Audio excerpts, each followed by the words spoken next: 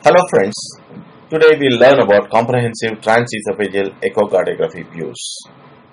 There are 20 standard views as published by Shane Weiss and co-workers in the year 1999. American Society of Echocardiographers and Society of Cardiovascular Anesthesia adopted them as guidelines for performing transesophageal echocardiography. In addition to these standard views, there are many described by several authors. Usually, the transesophageal echocardiography probe is inserted and one could start the views from upper esophageal to transgastric or vice versa. It is said that the transgastric view being done first and the assessment done as the probe is being withdrawn reduces the movement of the probe in the esophagus and therefore it is less traumatic and it's said to save time. It is a good idea to have the electrocardiogram connected to the monitor while doing the echocardiography because eyeballing the phases of cardiac cycle is not very accurate and it is important to have diastole and systole identified using electrocardiogram. And at the Authors Institute, we do the deep transgastric first and do the rest of the assessment as we withdraw the probe. And the upper esophageal views are secured between 20 to 25 centimeters and mid esophageal between 30 to 40 and transgastric between 40 and 45. And we have to remember that there is no one method of doing echocardiography. Although these 20 standard views are a good guide for a novice echocardiographer, one could also conduct focused echocardiography where an object of interest is assessed and the others are not considered at the time of the examination. Deep transgastric view, which is shown here, is obtained by advancing the probe deep into the stomach to a distance of about 40 to 45 centimeters from the incisors. The probe is then antiflexed and rotated to the right, which enables us to interpret the deep transgastric view. This is sometimes difficult to view, and frequent manipulation of the probe, echocardiographer could learn to obtain this view easily. In this view, the aortic valve is located in the far field with a left ventricular outflow tract directed away from the transducer. The spectral Doppler quantification of the left ventricular outflow tract and the aortic valve is usually possible in this view in most patients. If not, transgastric long axis can be used. Normal peak aortic flow velocity is between 1.4 to 2.2 meters per second. Normal left ventricular outflow velocity is less than 1.2 meters per second. This is an important view to estimate the isovolemic relaxation time or IVRT by aiming the continuous wave Doppler beam through the mitral valve and aortic valve simultaneously. The time from aortic valve closure to the opening of the mitral valve is the isovolemic relaxation time and the normal value is about 90 milliseconds. Now we go to the transgastric mid-papillary short axis view. Here the probe is advanced into the stomach to obtain the transgastric view first, and then at about 38 to 42 centimeters of probe insertion, the probe is antiflexed withdrawn gently. The important structure to visualize in this view are the left ventricular walls, anterior, inferior septal and lateral walls. Additionally, the cavity in addition to the posteromedial and the anterolateral papillary muscles may also be interrogated. If papillary muscles are not visible in this view, the probe is too distal. In order to visualize the papillary muscles, one should withdraw the probe further. Once the depth of the probe is appropriate, flexion is adjusted to bring the anterolateral papillary muscle into the correct position. This is conventionally used to assess the hemodynamic status such as hypovolemia, and it is an important view for a novice echocardiographer to assess the patient's volume status. This is also an excellent view to assess the left ventricular walls, that is anterior, inferior septal and lateral walls, and accordingly decide which of the coronary arteries well revascularized or recently obstructed. And left ventricular systolic function, left ventricular volume, and segmental wall motion abnormalities can be assessed in this view. Next, we go to the transgastric right ventricular inflow-outflow view. From the mid-papillary view, by rotating the probe clockwise to the right or to the right, brings the right ventricular into the center of the screen. From this position, multiplane angle is increased to 120 degrees to secure the transgastric right ventricular inflow view.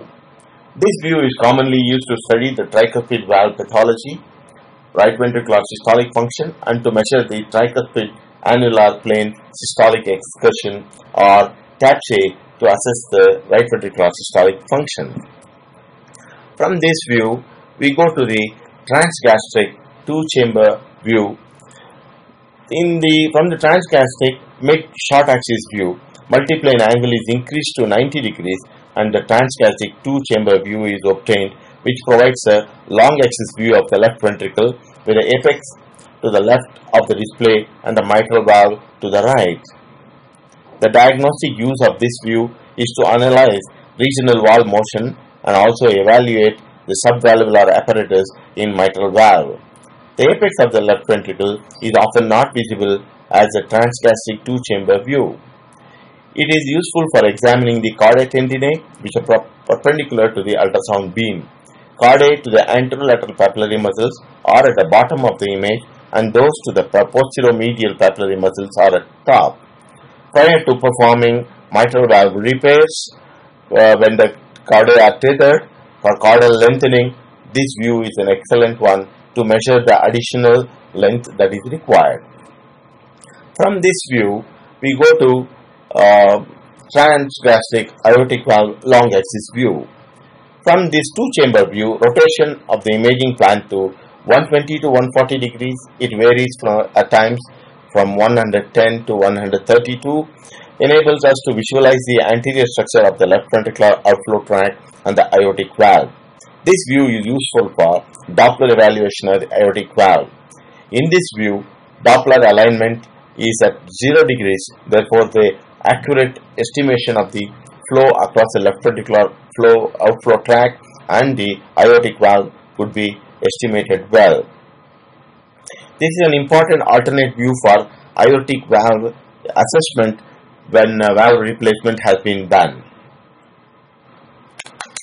The next view is the transgastric basal view. This is obtained by withdrawing the probe from the mid-papillary view until the mitral valve appears, which exhibits the 6 basal segments of the left ventricle. In this view, the anterolateral commissure is in the far field and the posteromedial commissure is in the near field. The anterior leaflet is to the left of the image and the posterior leaflet to the right.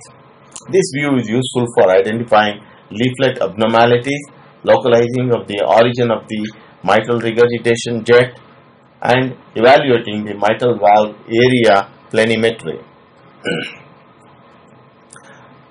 The next view is the mid-esophageal 4-chamber view, which is one of the important landmark views wherein many of the structures of the heart could be seen.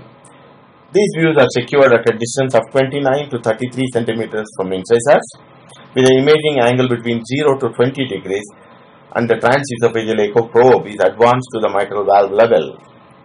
The mid-esophageal 4-chamber view is obtained with some degree of retroflexion. This view allows visualization of all chambers of the heart. The structures to observe here are the left atrium, left ventricle, right atrium, right ventricle, mitral and the tricuspid valve, and the basal, mid and apical segments of the anterolateral and inferoseptal wall. To evaluate the right heart, the probe is turned to the right until the tricuspid valve is displayed. The depth is adjusted to include the tricuspid annulus and the right ventricular apex. In this view, apical portion of the anterior right ventricular free wall is to the right of the display and the basal anterior free wall is to the left. The left ventricular outflow tract and the aortic valve is displayed in the so-called 5-chamber view, which is not one of the conventional views. It is obtained by antiflexion and slight withdrawal of the probe. Evaluation of the chamber, size and function, valvular function of both mitral and tricuspid valve regional wall motion abnormalities of the septal and lateral walls of the left ventricle, de-airing after cardiopulmonary bypass could be performed in these views. A combination of the 4-chamber and the 2-chamber views are necessary for measurement of ejection fraction of the left ventricle. For measurement of the ejection fraction by modified Simpson's method, these views are important. The next view is the mid-esophageal mitral commissural view. From the 4-chamber view, by increasing the multiplane angle about 60 to 70 degrees, the mitral commissural view is obtained. This view is important to study the mitral leaflets since both the commissures, posterior-medial and anterior-medial, are visualized here. From the right to left, the segments of the mitral leaflets are P1, A2 and P3. The leaflet pathology, left ventricular systolic function, can be assessed in this. Conventionally, for assessment of mitral valve, only this view has to be used. The next view is the mid-esophageal 2-chamber view. From the mitral commissural view, by increasing the multiplane angle to 90 degrees, the mid-esophageal 2-chamber view is obtained. This view is identified by the presence of left atrial appendage, and this view is useful in evaluating the left ventricular systolic function, mitral valve and ventricular apex pathology, detecting the presence of thrombus in the left atrial appendage. The segment of the anterior mitral leaflets are seen in this view. The segmental wall motion abnormalities of the basal, mid and apical segments of the inferior and anterior wall are detected in this view. Mid-esophageal aortic valve long axis view is an important view wherein the left ventricular outflow tract could be studied. Mid-esophageal long axis is obtained by further rotating the multiplane angle to 110 to 130 degrees, rotating the probe and withdrawing the probe to obtain the aortic valve may be necessary sometimes to optimize this image. In this view, left ventricular outflow tract, aortic valve, aortic root and proximal ascending aorta are seen. The primary aim of using this view is to evaluate the aortic valve function. Proximal ascending aorta should be inspected for calcification, aneurysm, dissection flap and atherosmatous plaque. An important limitation of this view is that a distal ascending aorta cannot be visualized because of the interposition of the left main bronchus between the esophagus and the ascending aorta. The measurement of the aortic root required during the transapical aortic valve replacement or aortic valve repair are obtained in this view. This is also an excellent view to observe the systolic anterior motion of the mitral valve. One should appreciate the various anatomical parts of the ascending aorta, such as the aortic valve, sinus of Valsalva, sinotubular junction or STJ, and the ascending aorta in this view. Various measurements that are required for the cardiothoracic surgeons for the aortic valve repair or sometimes replacement are done in this view. Dissection of the ascending aorta may be well delineated in this view. The next view is the mid-esophageal long axis, wherein the flow across the mitral valve could be assessed well, and this is obtained by withdrawing the probe by a centimeter or two, wherein the left ventricular outflow tract goes out of view. The mid-esophageal bicaval view is obtained by turning the probe further to the patient's right from the aortic valve long axis view and reducing the multiplane angle by about 90 to 100 degrees. The important structures in this view are the left atrium, right atrium, superior vena cava, inferior vena cava, interatrial septum, right atrial appendage. At a multiplane angle at about 135 degrees to the modified bicaval is used. In this view, tricuspid valve pathology and the coronary sinus could be evaluated. Interatrial septum could be observed for atrial septal defect, abnormalities, patent foramen ovale, elevated atrial pressure by noting the deviation of the interatrial septum to one side of the atrium or the other. By applying color Doppler to the interatrial septum, low velocity flow could through an atrial septal defect or patent foramen ovale may be detected by decreasing the Nyquist limit to about 30 cm per second. Yet another way to detect the right to left shunting is by injecting agitated saline into the right atrium as the positive pressure is released and detecting the air bubbles in the left atrium. The appearance of contrast in the left atrium is less than 5 cardiac cycles indicates the presence of an interatrial septum, the interatrial shunt. This view is also used prior to instituting a left ventricular assist device to detect the presence of patent foramen ovale. The next view is the midesophageal right ventricular inflow-outflow view. This view is obtained from the midesophageal aortic valve long axis by reducing the multiplane angle to about 70 degrees, keeping the probe rotated to the right or in clockwise direction. This view visualizes the tricuspid valve, right ventricular outflow tract, and the proximal pulmonary artery. This utility of the view are to assess the right ventricular outflow tract pathology and to evaluate the pulmonary artery. This view is superior to the midesophageal 4-chamber view for Doppler interrogation of tricuspid valve. This view also may be used when difficulty in passing the Swan-Ganz catheter into the pulmonary artery at times.